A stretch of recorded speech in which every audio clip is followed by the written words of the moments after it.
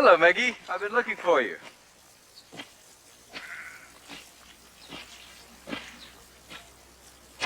What's wrong, Maggie? Nothing. I never get to do anything. The boys got to ride all the way out to the far paddock with Pete. They won't even let me on a horse. Well, Maggie, maybe your mom doesn't think it's safe for you. Huh. She doesn't even know I'm alive. She doesn't care about anyone except Frank. But I'll tell you one thing, Father. When I'm grown up, I'm never going to love one of my children any more than the others. Here, let me help you. What are you doing, anyway? Cleaning out this drain so we can get water to the sheep. Ah.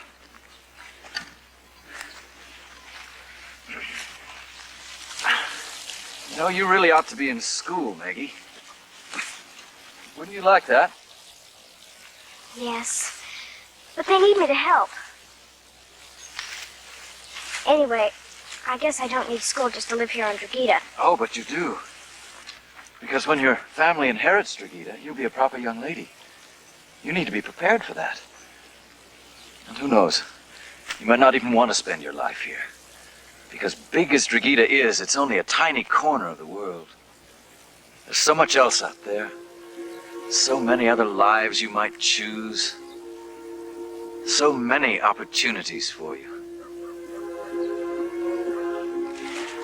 Father, do you ever wish that you could go out and see the world? I'm a priest, Maggie. I must go where the church sends me. Let's see if this works.